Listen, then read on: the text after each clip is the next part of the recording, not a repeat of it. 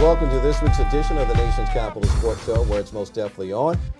I'm Kevin Judah, hanging out with Afshin Banab, Vincent Charles, and Chris Jerry. Gentlemen, let's get started talking about what we enjoy talking about the best and the most, and that is local and national sports. Let's start within the DMV, talking about those Washington Capitals.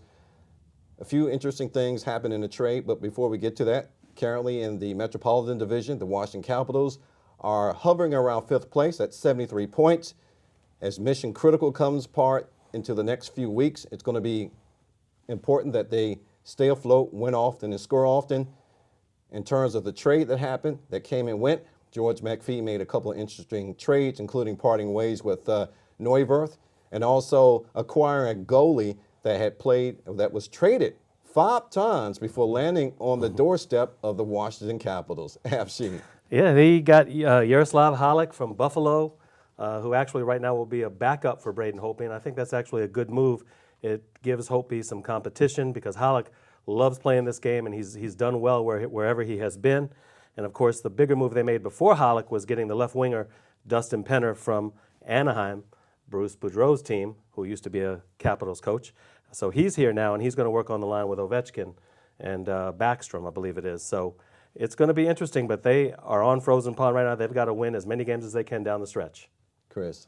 Yeah, they have a really tough schedule coming down at the end. And for them, this is no longer the old weak Southeast Division. They have to really work hard and try to get preferably to the 3rd place spot, because that guarantees you a playoff spot.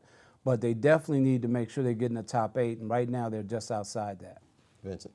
It's going to take a strong finish, guys, for the Capitals. With this new setup in the playoffs, they're going to have to really do well these last few weeks of the season. Halak, he's going to improve the goalie play. They're weak at goalie, and that has been a big factor. But one thing that they didn't pick up was a top defenseman, and they need another defenseman. That's a good point, Vincent. That's what they needed more than anything. And I guess McPhee couldn't find one out there, and what this team has are a bunch of offensive defensemen, especially with Mike Green playing the point a lot of the times. But they don't have a defensive defenseman. Is what they really and truly have needed for years, and they still can't find one, and that's one of the most important spots on the team. And as I mentioned previously and started off the broadcast, Chris, as you alluded to in so many broadcasts when we talk about the Washington Capitals, it's important in this Metropolitan Division that they score often and win often, because the same thing that we talked about at the start of the season a few months ago is important that they finish strong down the stretch. Yeah, they need 2-point wins. They don't need to just, oh, well, we lost in overtime, so what, but we'd still get a point. They need to get clear 2-point wins, and there's not a lot of games left to pick up those points. They really got to be on a roll. Again, they have a tough schedule coming down the stretch, and right now they're on the outside looking in. All right, so in terms of them being on the outside looking in, Vincent, if you had a crystal ball, would you be able to hedge your bet as to how they're going to finish? Will the Capitals make the playoffs? It's going to be tough, Kevin. Right now, it doesn't look like they're going to make the playoffs. I still think they have a shot at it. They're still within range. I mean, the Rangers are up in front of them a little bit. There's a couple of teams in the Atlantic Division that are ahead of them, but they're only ahead of them by 2 and 3 points. So they're still within range. They still have a shot. But like Chris said, you got to win these games now. Forget the 1-point victories. Forget the overtime losses. Win the games and get the 2-point victories, so you knock the other team out. You cut it, you go for the throat and knock them out. That's right. This is cutthroat kind of a competition that we have here in all of the divisions in the NHL, because you got to kind of like the way in which they position themselves. And the same thing that we've been talking about all season, you know, it's coming to fruition, as Chris alluded to so many months ago, and on a continuous basis. Chris, we'll let you have the last word on this one. Yeah, again, you know, because of the way they're ending the schedule, a lot of these are what you would call 4-point games. That means that the team you're playing, if you beat them, you get 2 points and they don't get any, or the other way around, they beat you, you don't get any. So it's a 4-point difference. So again, the big deal is they've got to make sure that down the stretch they win these games. I think they'll probably need to win at least 70% of them. All right, that's kind of tough for the Washington Capitals and tough in the Metropolitan Division. We want to remind everyone that if you're just tuning in, you are watching the Nation's Capital Sports Show on AIM via Comcast 69 and Fios 38. Let's continue our conversation about sports, talking about DC and DC United, I should say. Well, if they start off this season with more than 4 or 5 wins, you know what? It's going to be a lot more than they had last season, Absheen, under the tutelage and auspices of head coach Ben Olsen. Yeah, I'm not giving up on them yet, but they did pick up where they left off last year, and they lost 3-0 to Columbus Crew. They don't have a game for a while, not till later on in March where they go up to Toronto. But they have, let's remember, they have 7 new starters on this team. So they've got 7 players on this team that are starting that weren't on the team last year, including Eddie Johnson and Bobby Boswell, 2 key pickups, Boswell especially on the D-line to help Bill Hamid in goal, because he really didn't have a lot of that help along the defensive back last year. And those 2 guys, I think, are the key to this team. And I think Ben Olsen will turn things around and get things moving for DC United. And eventually, they're gonna become a contender once again. Because this is, remember, we're the founding team at MLS. They're one of the founding members. And this doesn't look good for the whole MLS when a founding member won 3 or 4 games last year. So they'll turn it around. All right, Chris. Well, I just think that what's worrying to me about DC United is, for starters, they didn't look good in the preseason. They didn't play well. And now to come out in your first home game, and you lose 3-0, and you automatically go back to thinking of what's happening next year. I'm always been a big supporter of Ben Olsen. I love him from the time he came from Virginia as a 19-year-old to DC United back in '77. But, hey, buddy, you're now on the clock too, because at the end of the day, you're the head coach, you're the manager of that team, and if you're not getting results, hey, you got to make a change, and that's the way it goes. And DC United can't be messing around too much in the early season, man. Even though you got new players, you got to get rolling. That 3-0 loss at home in front of only 13,000 was not impressive. Vincent. They made some good acquisitions in the offseason, but it's going to take a while for this team to develop the chemistry and to learn to play together. So I would say, United fans, you may have to stock up on the Rolaids for a while this season till they really get going. It's a rebuilding year. That's the way I look at it. I don't expect a great year out of DC United this year. Wow, one of the naysayers in here that says that they won't do good, I'm actually still on the fence in regards to this. I need to make an interesting point. This is the first time in which I heard our very own Chris Jerry kind of say, hey, Coach Ben Olsen, hey, fellow DC United players, you better get this together because your days are perhaps numbered. I'm not putting words in your mouth, but that's the first time in which we've been doing this show that I've heard Chris use such a strong vocabulary in regards to DC United. Afshin, your thoughts? Well, Chris is one of the most knowledgeable people, especially when it comes to soccer. So I do not take anything with a grain of salt when he says something like that. But I'm still in the camp for Ben Olsen a little bit, and I think he will turn this team around. And yeah, Chris, they didn't have a good preseason. But that comes with the territory when you get all these players from around the world that are all of a sudden on this team now. 7 new starters, not just players, starters. 7 new starters playing for this team. But I understand what you're saying, but I still want to give him at least another season and see what he does. I'll figure it out by the halfway point. All right, I'm like you. I'm going to agree with you. I'm actually going to give them an opportunity, a chance to redeem themselves. And like I mentioned before, anything more than 4 or 5 wins, as far as I'm concerned, will constitute a winning season for DC United, but I digress. Let's talk in terms of the stadium situation for DC United. We talk about that at the start of every season, and last season we kind of left it off, or it was left in a position whereas they're in talks. They don't have any backers yet. Where does DC United stand in those regards, Chris? Well, at this point, they have a site that's not too far from Nationals Park. The problem is it's getting caught up in political football, so to speak, because there's a deal in place to exchange the Reeves Center at 14th and U with the developer, and then exchange DC United would be able to build their stadium right down there about 2nd Street Southwest. The problem is that there's a lot of people on the city council that are not on board with that deal, and if they don't approve for it to go, it's not going to go anywhere. It's still a case. What troubles me about it is the owner of the team, Eric Thohier, is one of the more wealthier people in Major League Soccer. And again, here is DC United, as a lot of MLS teams do, with their hands out, looking for the city to build them a stadium. They want the city to commit $150 million for this project. And they said, well, we'll build the stadium. Well, you don't need to be spending $150 million for a soccer stadium, but that's what they're trying to do. So to answer your question, Kevin, I'm not sure where it's going to go, but we'll see how the mayor's race and how the politics play, because that ultimately might decide where this project is going to go. If you got backing in the city council to support this program, then maybe they'll get this stadium. If they don't, we're going to be back at square one. All right, Chris, we're going to let you have the last word on that. Now it's time for us to take a break. Coming up after the break, we're going to be talking high school sports. And we're going to start that off talking what's going to be happening in the DMV, in Maryland, Virginia, and in the District of Columbia with Chris Jerry and Afshin Banab. This is the nation's capital sports show. You can Twitter us at TNC Sports at twitter.com. We'll be right back.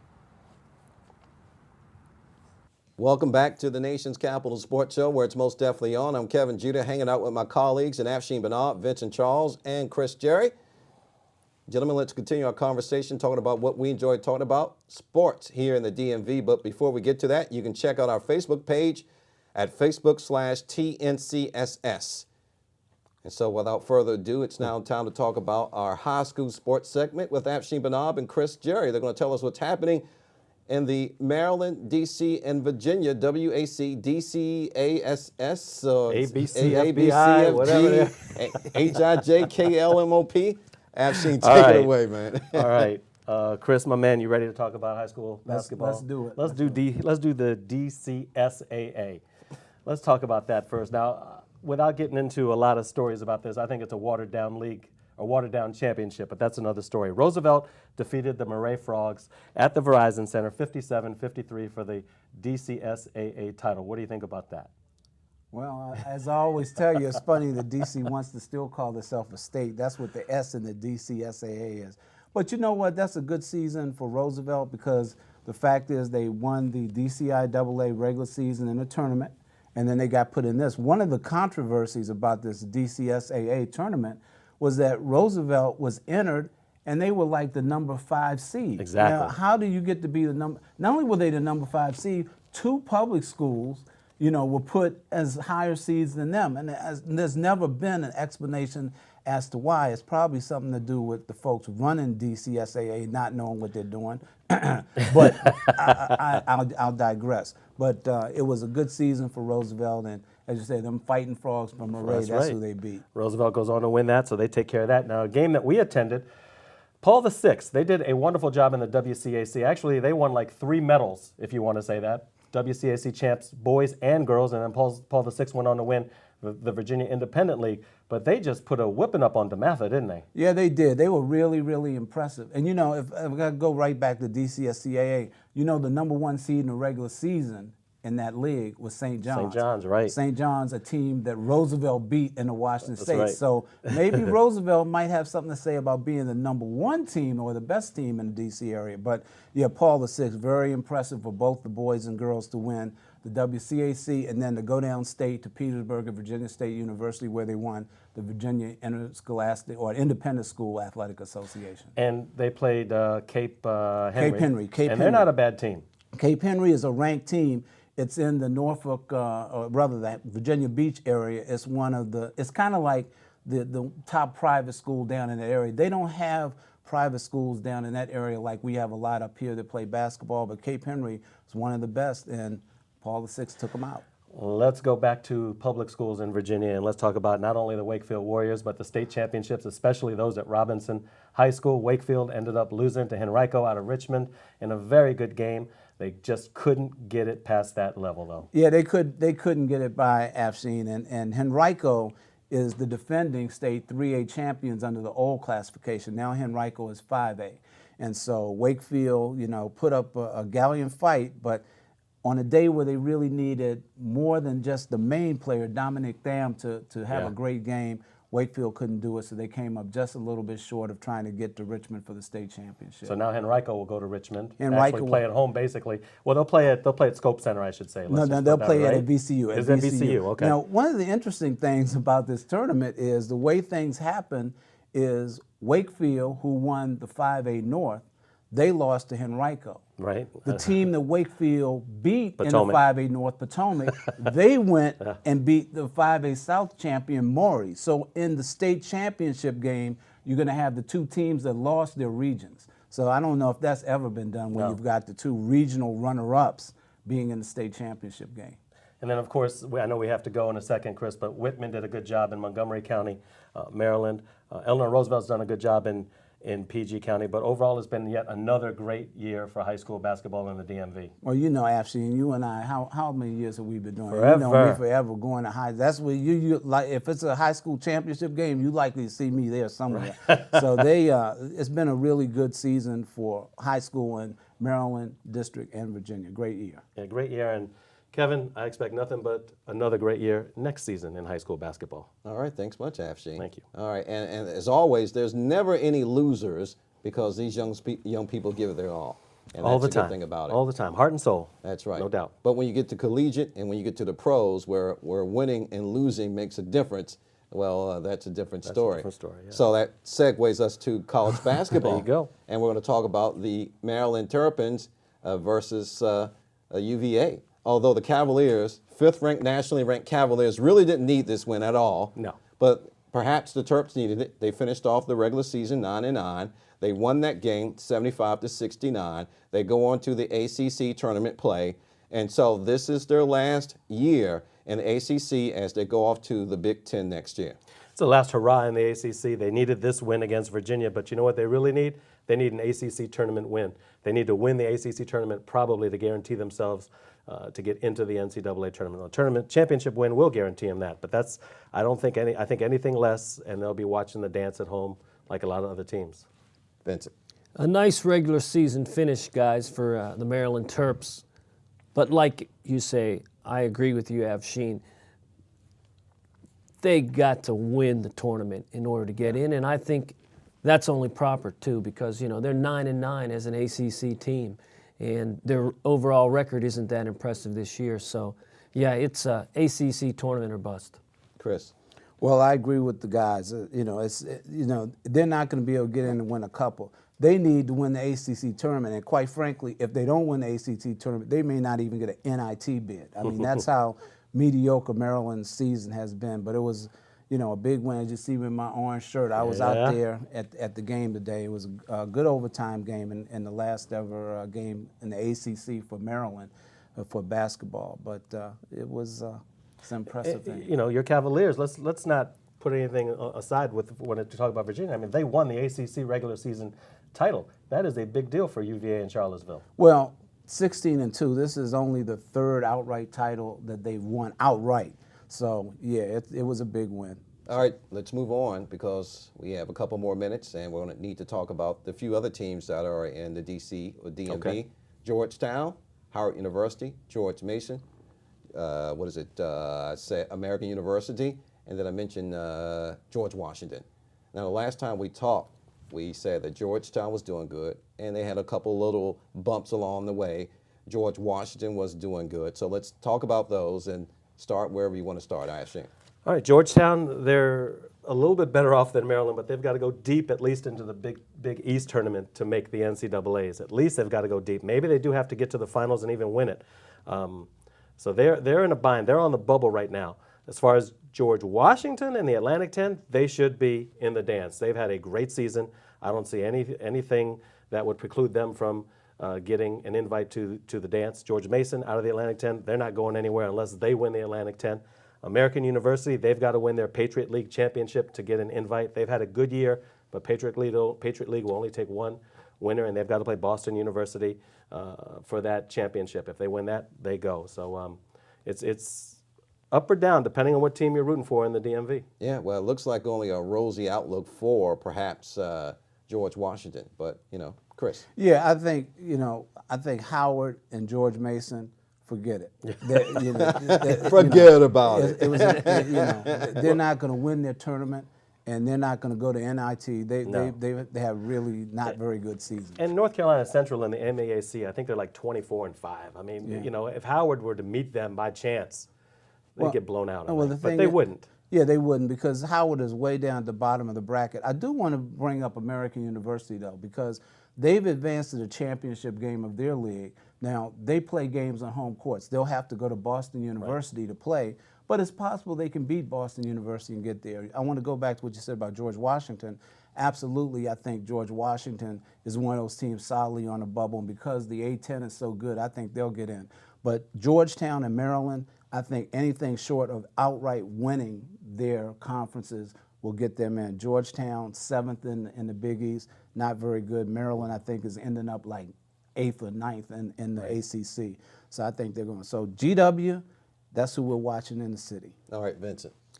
Yes, I agree. Out of all the local teams, GW has the best chance. I'm not counting out Georgetown, though.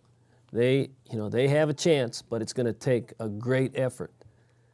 As far as the others, doesn't look too good. That's right. And, what can you say? And by the time this broadcast airs, there'll be 1 week to go until March the 16th comes, and that is Selection Sunday. That's right. And that's going to be where the excitement begins. Always. That's right. And the brackets begin. And I tell you one thing, by the time the season ends, the first week within tourney play, I'm usually doing one of these numbers, turn up my brackets. But we wish our area teams the best of luck, the ones that will be in the dance. It doesn't look like that many, but still got to root for the big team. And by the way, Chris, your Cavaliers, man, doing a great job. Well, yeah, 16-2. It was a nice. It was all right. And I thought you were wearing your orange shirt today in celebration of the sun. I don't know, but no, that's I had it there. If I could just say one quick thing though, about that last game that they had at Comcast today, because I really enjoyed it, and I think for all the talk that a lot of Maryland fans put out, like, well, no, we're glad to leave the ACC and go to Big Ten. The fact is, it was great to see that when Maryland won this overtime game, the Maryland students felt the need to rush the court to celebrate a win over Virginia. So that kind of shows me that for all that talk about Virginia's not a big rival to them and they didn't want to stay in the ACC, that game meant a lot to Maryland. And I was watching on the television, and I wasn't at the game, obviously, but I was rushing my TV. But I digress. All right, so let's want to remind you that if you have an idea for a topic or if you have an email that you want to send us, our email address is info@tncss.net. Let's continue with our segment called Last Call. I don't know if any other TV station has this, but in my infinite wisdom, I think I thought of this first, so we're going to use this. And we have a few minutes to talk about a few segments in which I'm going to throw out to you guys. And I see that puzzled look on Chris's face because he's ready, and he's ready to hunker down. What is he going to say? He's ready to hunker down and listen to and respond to what we're going to talk about here. So the first thing I'm going to throw out to you guys, Bryce Harper was looking kind of buffed, as he's down in the spring training. And I actually got this from something in which our very own Chris Jerry posted on Facebook. And it goes without question. I'm going to pose this question, steal it from Chris. Should you be concerned about how buffed Bryce Harper is, Afshin?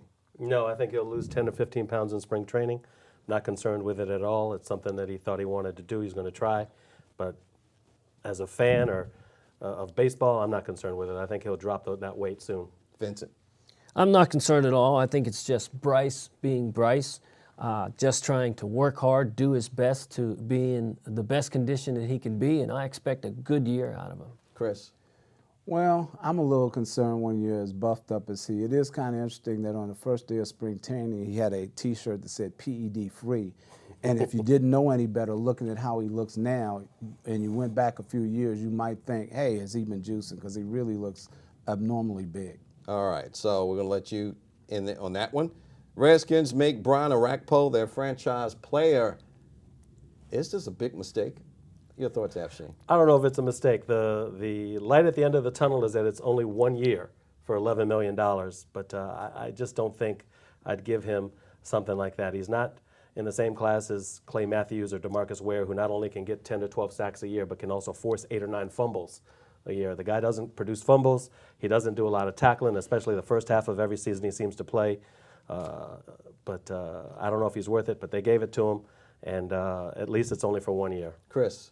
Yeah, I agree with kind of what Afshin is saying, except I think that, it's not a bad deal at all. It is a 1 year deal. It's not like they signed him to a 5-year deal and gave him a $20 million signing bonus. It's 1 year, and it could be after this season they're like, you know it's really not working out. And if you don't sign him, who are they going to sign? All right, Vincent. It's not worth it. I mean, how many teams that are championship teams that are in the hunt for a championship, when it's all over, you're looking at the salary cap, one guy is going to command 1/3 of the salary cap. Now, the Redskins are rebuilding. Doesn't make sense at all. Not worth it. He's not a game changer. He's not with the elite pass rushers in the league. All right, we're going to let Vincent end it on that one. The Washington Wizards, as of late, have been winning and been doing so surprisingly. A couple of games over 500, but recently Nene got injured. And so my question to you guys, can the Wizards survive without Nene? First, we'll start with you, Vincent. I think they can. They just won 6 games in a row. In 3 of those games, they did not have Nene and they did not have Seraphin. So I think, especially the way Beal and John Wall are playing, I think they have a chance, definitely, and a chance to get into the playoffs. Chris. Yeah, I kind of think that there's a good possibility for him. You know, sometimes a guy like Nene, taking him off of the court and opening up space, even though he's a key player to that team, it might have done wonders for them because they have been really good since he's been out.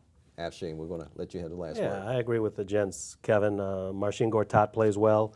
Beal and Wall are playing really well. And even Trevor Ariza, who's in the final year of his contract, he always plays well the final year of his contract. So he's all of a sudden a scoring machine.